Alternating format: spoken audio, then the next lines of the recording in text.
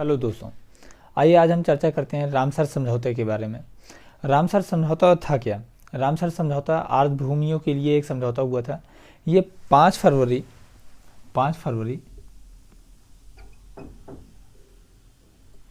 1971 को ईरान में एक जगह है रामसर में, ईरान के रामसर में यहाँ पे एक बैठक होती है 5 फरवरी 1971 को। वहाँ पे ये निर्णय लिया जाता है कि हम विश्व के सभी आर्द्र भूमियों का निरीक्षण करते हैं, उसमें देखते हैं कि कौन से भूमि हमारे पर्यावरण के लिए बहुत ज़्यादा ज़रूरी है। तो पहले आर्द्र भूमि होती क्या है, पहले हम वो समझते हैं। आर्द्र भूमि ऐसी भूमि होती है जो साल भर में कभी ना कभी जलीय पौधे उगते हों, कभी ना कभी वह क्षेत्र पानी से पूरा ढका हो साल भर में, या यूँ कहें कि आर्द्र भूमि में की मिट्टियों में वह भूमि जहाँ उसकी मिट्टियों में इतना पानी सोख लिया हो, ऑलरेडी सोख लिया हो कि अब उसकी पानी सोखने की क्षमता खत्म हो, वो भी आर्द्र भूमि के क्षेत्र में आता है। अच्छा, एक कंडीशन ये होती है कि आर्द्र भूमि वो भूमि होती है जहाँ का क्षेत्र पानी 6 मीटर से अधिक वहाँ पे पानी ना हो। नहीं तो आप समुद्र भी ले सकते हैं, लेकिन समुद्र में पानी 6 मीटर से अधिक नहीं होना चाहिए, ठीक है। जैसे समुद्र के किनारों का क्षेत्र होता है, लेकिन जब ज्वार भाटा आता है तो वहाँ पे जो पानी का स्तर होता है वो उठ जाता है, तो हर जगह समुद्र के किनारे भी भूमि नहीं ली जाती है, ठीक है। पानी कैसा होना चाहिए? पानी मीठा भी हो सकता है, खारा भी हो सकता है, समुद्री जल भी हो सकता है। तो ये नम भूमि की कुछ डेफिनीशन है। अब आप ये भी कहें कि जो आपके गांव में तालाब होगा, वहाँ पे जो पानी भरा होगा उस तालाब में साल में कभी ना कभी तो पानी भरा ही रहता है, तो वो भी नम भूमि के अंतर्गत आता है। या आप यूँ कहें कि जो आपका खेत होता है, खेत में भी पानी आप साल में 2-4 बार भरते ही हैं, वो भी नम भूमि के अंतर्गत आता है, ठीक है। अच्छा, हम बात करते हैं रामसर कन्वेंशन के बारे में। क्या इस तरह के भूमियों के बारे में बात हुई थी? नहीं, ऐसी भूमि ने के बारे में बात नहीं हुई थी। वहाँ कुछ कंडीशन दिए गए कि कुछ प्रजाति ऐसी होनी चाहिए जो विलुप्त की कंडीशन में हो या जो अपना एक यूनिक स्थान रखते हों। ऐसी प्रजातियों के बारे में कुछ कंडीशन रखे गए। आइए हम पहले देख लेते हैं कि कुछ शब्द इसमें आते हैं। ये सारे शब्द आपको ध्यान रहना चाहिए। मॉन्ट्रेक्स रिकॉर्ड क्या होता है? मॉन्ट्रेक्स रिकॉर्ड वो सूची होती है जहाँ पे हम पूरे विश्व के, पूरी दुनिया के जो आर्द्र भूमि है उनकी लिस्ट जहाँ पे बना के हम जिस सूची में रखते हैं उसे मॉन्ट्रेक्स रिकॉर्ड कहते हैं। वो पूरी दुनिया के हो सकते हैं, किसी एक पर्टिकुलर नहीं, पूरी दुनिया की जो सूची बनेगी वो मॉन्ट्रेक्स रिकॉर्ड में होगा। अच्छा, एक वर्ड और आता है, कॉन्फ्रेंस ऑफ कॉन्ट्रैक्टिंग पार्टीज, जिसे COP बोलते हैं। COP क्या होता है? COP वो पॉइंट होता है, वो टर्म होता है कि जब हम किसी पॉइंट को, किसी आर्द्र भूमि को इसमें जोड़ेंगे या यहाँ से हटाएंगे, चाहे जोड़ना हो या हटाना हो, पहले इस वर्ड में आपको अनुमोदन करना पड़ता है। यहाँ पे बिना संशोधन के कोई भी न तो नम भूमि हट सकती है न जुड़ सकती है, ठीक है।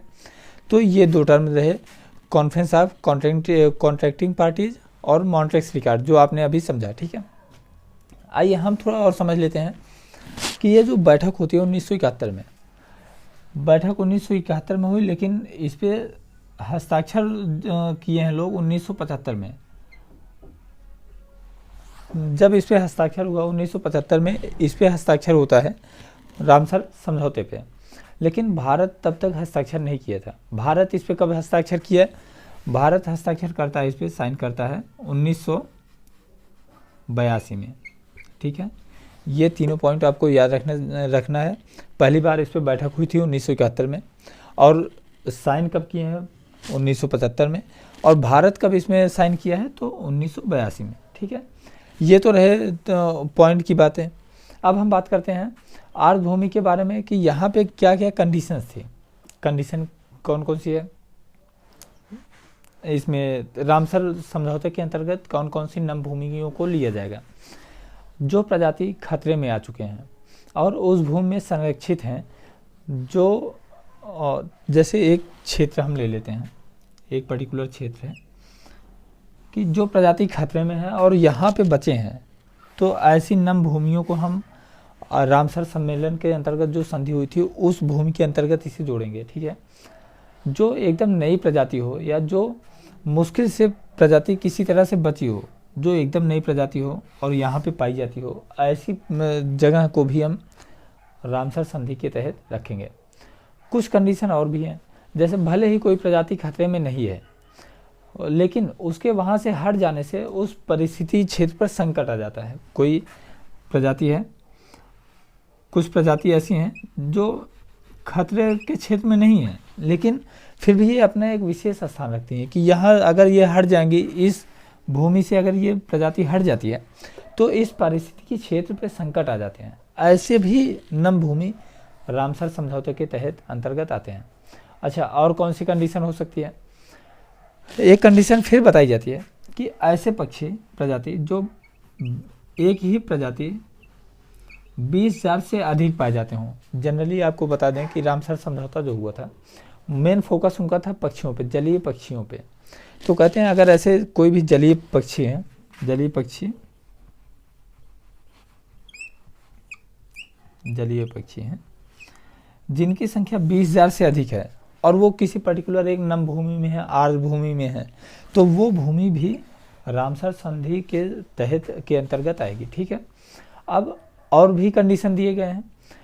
एक कंडीशन ये भी है कि ऐसी कोई भी विलुप्त होती प्रजाति है जिसकी जो अब असुरक्षित में है प्रजाति, अगर वो 1% कम से कम 1% जितनी उनकी संख्या पूरे दुनिया में जितनी संख्या है, अगर उसकी कम से कम 1% जनसंख्या इस आर्द्र भूमि में है, तो ऐसी कंडीशन में भी ये आर्द्र भूमि रामसर समझौते के अंतर्गत आएगी। ठीक है, ये तो रही बातें रामसर समझौते के अंतर्गत आने वाली बातें। अब आपके मन में जो सवाल आया होगा कि क्या जो हमारे गांव में जो तालाब था या जो हमारा खेत था, क्या वो भी रामसर संधि के तहत आएगा? नहीं, क्योंकि अगर इसमें से एक भी जो 4 कंडीशन बताया, अगर एक भी कंडीशन आपका तालाब फॉलो करता होगा तो रामसर समझौते के तहत आएगा, नहीं तो वो नम भूमि में आएगा, ना कि रामसर समझौते के तहत आएगा। ठीक है, आइए हम देखते हैं कुछ इसके और टर्म क्या होते हैं, पहले से रफ कर दिया जाए।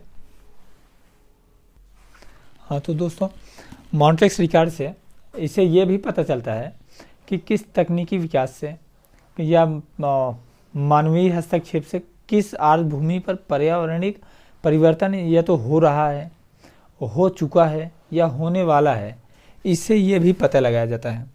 आइए अब हम देख लेते हैं कुछ क्वेश्चन के बारे में कि क्वेश्चन कैसे पूछते हैं।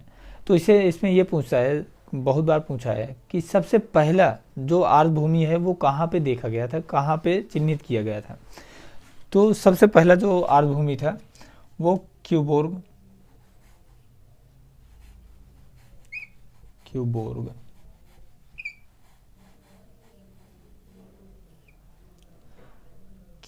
पेनिनसुला था। पेनिनसुला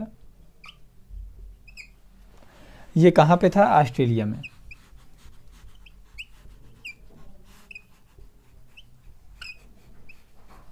ऑस्ट्रेलिया में पेनिनसुला मतलब प्रायद्वीप।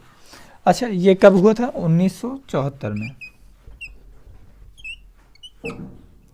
अब आपका सवाल आ जाएगा कि जब संधि हुई, हस्ताक्षर हुआ 1975 पे, 75 में पहली बार हस्ताक्षर हुआ, तो 74 में इसे कैसे फाइंड किया, कैसे इसे तो चिन्हित किया गया था, ना कि इस पे हस्ताक्षर हुआ था। 1974 में पहली बार इस पे ये चिन्हित किया गया था। चिन्हित करना और इसमें तो रामसर संधि के अंतर्गत इसे रखना अलग बातें होती हैं। तो सबसे पहले क्यूबोर्ग पेनिनसुला को, प्रायद्वीप को, सबसे पहले 1974 में इसे चिन्हित किया गया था। ठीक है, आइए हम देख लेते हैं कि भारत के बारे में क्या है। अगर हम थोड़ा और देख लेते हैं कि विश्व के बारे में कि सबसे ज़्यादा किस देश में सबसे ज़्यादा रामसर आर्द्र भूमि है, तो सबसे पहले स्थान पे है यूके, 175 आर्द्र भूमियों के साथ ये पहले स्थान पे है। दूसरे पे मैक्सिको है, मैक्सिको 142 है। ठीक है, अच्छा अगर हम बात करते हैं इंडिया के बारे में, तो भारत में कितने रामसर साइट्स हैं? तो भारत में अभी तक 47 रामसर साइट्स हैं। ठीक है, 47 रामसर साइट भारत में है। अगर ये कभी पूछता है कि सबसे बड़ा जो रामसर साइट है, आर्द्र भूमि है सबसे बड़ा भारत का, तो कौन सा है? सबसे बड़ा जो है वो सुंदरबन, पश्चिम बंगाल। सुंदरबन पश्चिम बंगाल। ठीक है, ये बहुत ज़्यादा क्वेश्चन पूछा जाने वाला है। कभी कभी कहीं कहीं बुक में ये भी लिखा है चिल्का झील को सबसे बड़ा माना जाता है, लेकिन सुंदरबन पश्चिम बंगाल सबसे बड़ा है। ठीक है, अगर हम बात करते हैं सबसे बड़ा हो गया, तो सबसे छोटा जो आर्द्रभूमि है, सबसे छोटा भारत में, वो है रेणुका झील।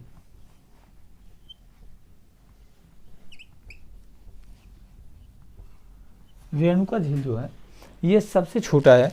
ये महज 20 हेक्टेयर में है ही, 20 हेक्टेयर में ये है। कहाँ पे है? हिमाचल प्रदेश में। ये दोनों पॉइंट आपको बहुत ही ध्यान से देखना है। रेणुका पॉइंट सबसे छोटा है, सबसे बड़ा सुंदरबन है। ठीक है, भारत में सबसे अधिक किस राज्य में आर्द्रभूमियों की संख्या किस राज्य में सबसे अधिक है? तो सबसे अधिक जो आर्द्रभूमियों की संख्या है वो उत्तर प्रदेश में है, और इसकी संख्या है 9। अभी तक 8 है, अभी इसकी संख्या एक बढ़ाएगी, 9 हो गए। ठीक है, अगर हम बात करते हैं कि कौन सा ऐसा आर्द्रभूमि है जो 9वां हुआ था, 8 था तो अभी एक जोड़ा गया है, वो हैदरपुर है।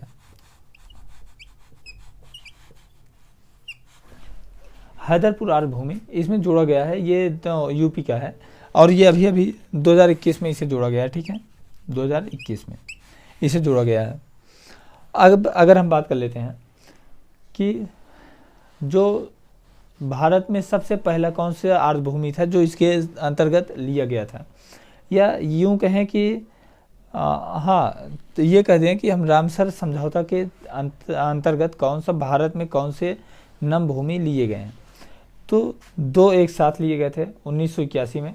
एक तो था चिल्का झील, कहाँ पे लिया, इसे थोड़ा सा रफ किया जाए। एक था पहला चिल्का झील,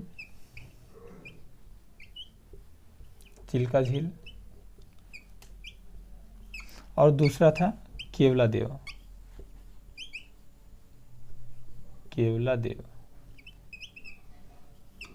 ये कहाँ पे है दोनों, ये आपको कमेंट करना है। ठीक है, कहाँ पे है। अच्छा, ये हुआ कब था? 1981 में। 1981 में। अब जब भी क्वेश्चन आएगा तो दोनों में एक ही ऑप्शन रहेगा, चाहे वो चिल्का झील है चाहे केवलादेव, दोनों एक साथ झील नहीं आएगी। ठीक है, मुझे लगता है कि एग्जाम के पॉइंट ऑफ व्यू से मैंने सारे पॉइंट इसके कवर कर दिए हैं।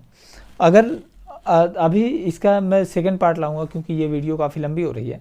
सेकंड पॉइंट मैं लाऊंगा जो 47 इंडिया में जो 47 आर्द्रभूमियों की संख्या है, मैं उसे लाके यहाँ पे आपको डिस्कस कर दूंगा। एक बार हम जल्दी से और भी देख लेते हैं। 5 फरवरी 1971 को रामसर में एक समझौता होता है, लेकिन ये सिर्फ बैठक हुई थी, इस पर संधि हुई थी 1975 में। भारत कब इसमें साइन किया? 1982 में। भारत में कितने नमभूमियों की संख्या है? 47। सबसे बड़ा सुंदरबन, सबसे छोटा रेणुका झील, कहाँ पे? हेक्टेयर 20 हेक्टेयर है, हिमाचल प्रदेश में। अगर हम बात करते हैं सबसे ज़्यादा किस देश में है, तो यूके में है, 145 संख्या है नमभूमियों की। उसके बाद मैक्सिको की संख्या मैक्सिको में है, उत्तर प्रदेश में 9 है, और सबसे जो लेटेस्ट बना है वो हैदरपुर आर्द्रभूमि है। ठीक है, तो मुझे लगता है कि ये काम की चीज़ें हो गई। अब हम 47 का नाम जो है वो सेकेंड पार्ट में लेके आएंगे। ठीक है, जय हिंद।